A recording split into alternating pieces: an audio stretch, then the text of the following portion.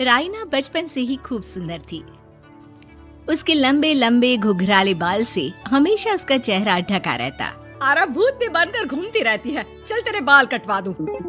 अच्छा, क्यों भला? स्कूल में तो सारा वक्त बांधकर घूमना पड़ता था। अब तो मैं कॉलेज जाऊंगी और बाल खोलकर घूमूंगी। हाँ। अरे ये बाल देख रही है, ऐसे लगता है जैसे मधुमक्खी का छत्ता। खैर, घने घने घुंघराले बालों से राइना सुंदर तो लगती, लेकिन उसे संभालना उसके लिए बड़ा काम था। माँ, अरे माँ, शैम्पू खत्म हो गया है। इस बार वो वाला लाना ना जो घुंघराले बालों को और बाउंसी बनाता है। माँ ले आना, हाँ जरूर से। कल मेरा कॉलेज का पहला दिन है, मैं चाहती हूँ सब मुझे देखकर जले।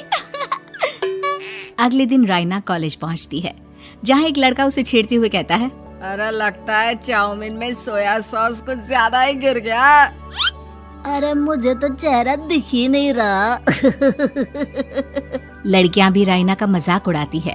अरे यार, ये कंगना की कॉपी करके कौन आया है? लोकल कंगना, और कौन? राइना को सभी पर गुस्सा आता है, लेकिन वो कुछ नहीं कहती। स्कूल में तो बाल बंधे ही रहते थे, लेकिन कॉलेज में राइना एक लड़की से कहती है, हाय, मेरा नाम राइना है, मुझे आर्ट्स डिपार्टमेंट में जाना है। कहाँ से है रास्ता? अपने बाल हटाकर देखो, सामने ही बोर्ड लगा है। राइना को कॉलेज में भी दोस्त बनाने में दिक्कत आ रही थी। वो रोते रोते घर आ जाती है। माँ, मैं क्या करूं? आज तो सारा दिन लोगों ने न जाने क्या क्या बोलकर मेरा मजाक ही बना कर रख दिया। माँ प्लीज कुछ करो ना मेरे बालों का। मैंने तो पहले ही कहा था कटा दे, पर तू। अरे कटाने से क्या होगा, उल्टा जो थोड़े बांध कर ये इन्हें समेट सकती है ना, वो भी नहीं कर पाएगी। तो क्या मेरी कोई दोस्त नहीं बनेगी कॉलेज में, या मैं हमेशा लोगों के मजाक का ही शिकार होती रहूंगी? राइना जोर जोर से रोने लगती है। तभी उसका छोटा भाई आ जाता है और राइना के बालों के बीच एक पेंसिल छुपा देता है।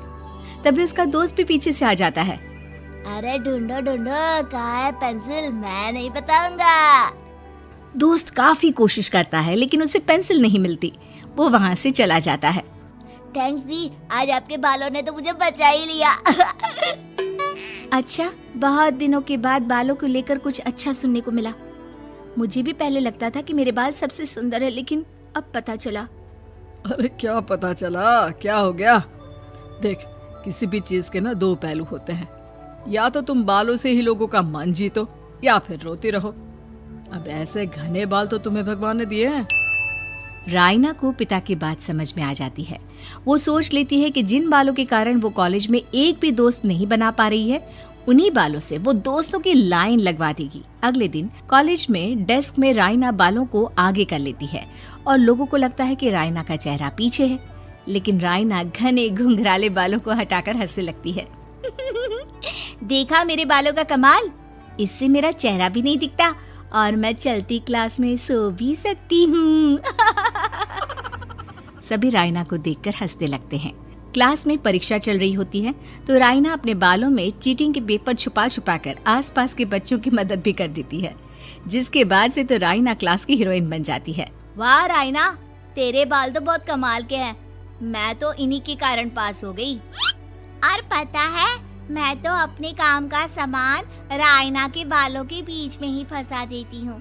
जैसे जैसे काम होता है वैसे वैसे इस्तेमाल करती हूँ। अब तो क्लास में हर कोई राइना के साथ बैठने की जिद करता। राइना में इसे लेकर घमंड आ जाता है। उसे लगता है कि वही क्लास की सबसे डिमांडिंग लड़की है। फिर एक दिन, मैं इस कॉलेज में नई नई आई हूँ, क्या आप मेरी दोस्त बनेंगी? मैं? ओह सॉरी, मैं इस क्लास की सबसे डिमांडिंग लड़की हूँ। हर कोई मेरे साथ ही रहना चाहता है। एक काम करो ना, वो पीछे की सीट दिख रही है, जाओ जाकर वहीं बैठ जाओ। लड़की को राइना की बात बहुत बुरी लगती है, लेकिन वो करती भी तो क्या, जाकर चुपचाप पीछे की सीट पर बैठ जाती है। तो आज का लेसन सबने याद किया है ना बराबर से? जितनी भी चीटिंग करने वाली लड़कियां थी, वो राइना के पीछे जाकर बैठ जाती है और जोर से चिल्लाती है, जी मैम, सब कुछ याद है, कहीं से भी पूछ लो, हम तो मास्टर है मास्टर। क्यों? ये बोलकर वो रायना के कंधे पर हाथ रख देती हैं। रायना भी खुश होती है कि कॉलेज की सबसे स्मार्ट लड़कियों का ग्रुप उसका दोस्त है।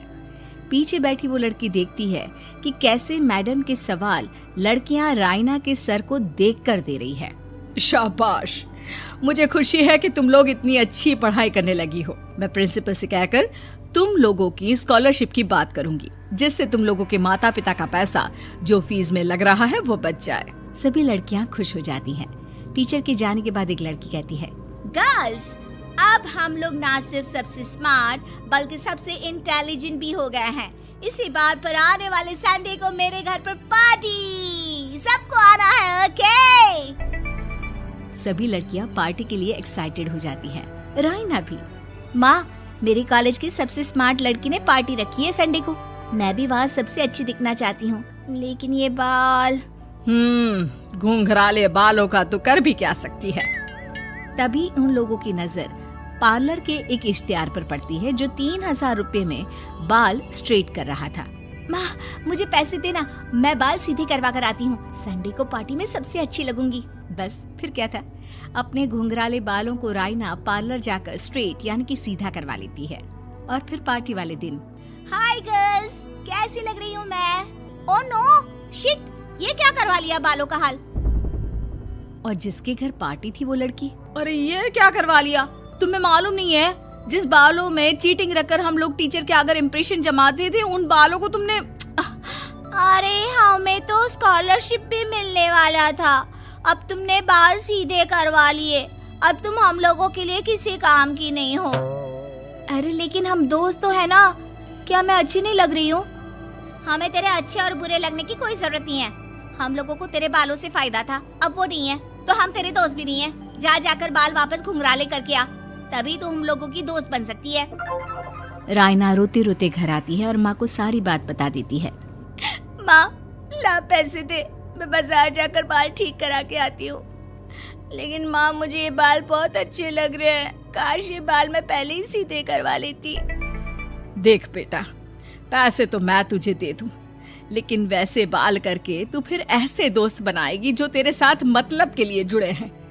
लेकिन इन बालों में तू ऐसे दोस्त बनाएगी जो तेरे साथ जीवन भर का साथ निभाएंगे। रायना को माँ की बात समझ